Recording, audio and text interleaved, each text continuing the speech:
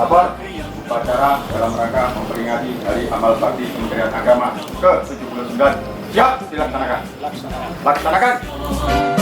Ikhlas beramal jadi semboyan, layani umat membangun bangsa.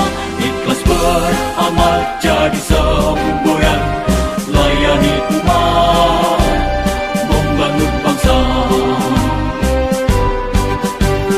Berkhidmat untuk umat dalam keberagaman, bersatu padu bergerak dan berkarya, wujudkan negeri yang damai. Berkhidmat untuk umat, membina, membimbing dan mendidik, wujudkan masyarakat taat beragama, wujudkan masyarakat sejahtera lahir dan batin.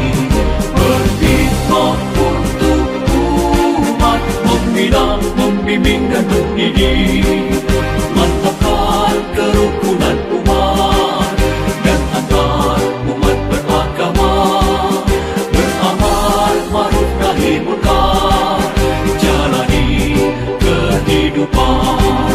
Khidmat untuk umat, untuk perdamaian, untuk Indonesia Jaya. Khidmat untuk umat, untuk perdamaian, untuk Indonesia Jaya.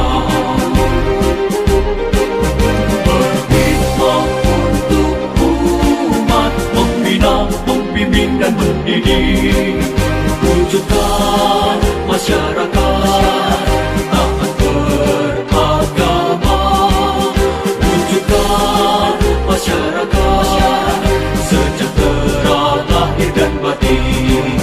Berkhidmat untuk umat, membina, membimbing dan mendidik, mantapkan kerukunan umat dan antar umat beragama, beramal ma'ruf nahi munkar, jalani kehidupan. Khidmat untuk umat, untuk perdamaian, untuk Indonesia Jaya. Khidmat untuk umat, untuk perdamaian, untuk Indonesia Jaya. Indonesia